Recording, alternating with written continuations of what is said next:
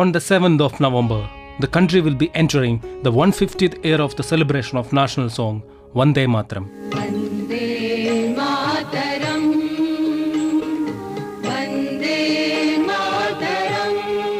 The song was composed by Bankim Chandra Chattopadhyay on 7 November 1876 to infuse new life into India, weakened by centuries of servitude. In 1896, Gurudev Rabindranath Tagore sang it for the first time, addressing the nation in his Man Ki Baat program on Akashvani on 26 October 2025. Prime Minister Narendra Modi touched upon the subject of Vande Mataram. He said that patriotism is an emotion beyond words, and Vande Mataram is the song that lends tangible voice form to that abstract feeling. He said that Vande Mataram might have been written in the 19th century, but its spirit is connected to the immortal consciousness of India that is thousands of years old. Mr. Modi urged everyone to make efforts to glorify Vande Mataram and send suggestions with #VandeMataram150. मेरे प्यारे देशवासियों, अब मन की बात में एक ऐसे विषय की बात जो हम सबके दिलों के बेहद करीब है। ये विषय है हमारे राष्ट्रगीत का, भारत का राष्ट्रगीत यानी वंदे मातरम। एक ऐसा गीत जिसका पहला शब्द ही हमारे हृदय में भावनाओं का उफान ला देता है। वंदे मातरम, इस एक शब्द में कितने ही भाव है, कितनी ऊर्जाएं हैं।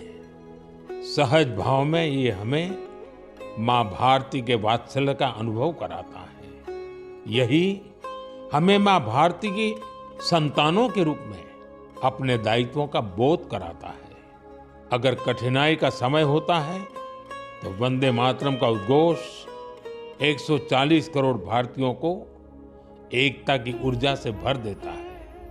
साथियों, राष्ट्रभक्ति, मां भारती से प्रेम, ये अगर शब्दों से परे की भावना है तो वंदे मातरम उस अमूर्त भावना को साकार स्वर देने वाला गीत है। इसकी रचना बंकिम चंद्र चट्टोपाध्याय जी ने सदियों की गुलामी से शिथिल हो चुके भारत में नए प्राण फूंकने के लिए की थी। वंदे मातरम भले ही 19वीं शताब्दी में लिखा गया था, लेकिन इसकी भावना भारत की हजारों वर्ष पुरानी अमर चेतना से जुड़ी थी। वेदों ने जिस भाव को माता भूमि पुत्रो अहम पृथिव्या कहकर भारतीय सभ्यता की नींव रखी, बंकिम चंद्र जी ने वंदे मातरम लिखकर मातृभूमि और उसकी संतानों के उसी रिश्ते को भाव विश्व में एक मंत्र के रूप में बांध दिया था। साथियों, आप सोच रहे होंगे कि मैं अचानक से वंदे मातरम की इतनी बातें क्यों कर रहा हूं। दरअसल कुछ ही दिनों बाद 7 नवंबर को हम वंदे मातरम के 150वें वर्ष के उत्सव में प्रवेश करने वाले हैं। 150 वर्ष पूर्व वंदे मातरम की रचना हुई थी और 1896 में गुरुदेव रविंद्रनाथ टैगोर ने पहली बार इसे गाया था। साथियों, वंदे मातरम के गान में करोड़ों देशवासियों ने हमेशा राष्ट्र प्रेम के अपार उफान को महसूस किया है। हमारी पीढ़ियों ने वंदे मातरम के शब्दों में भारत के एक जीवंत और भव्य स्वरूप के दर्शन किए हैं।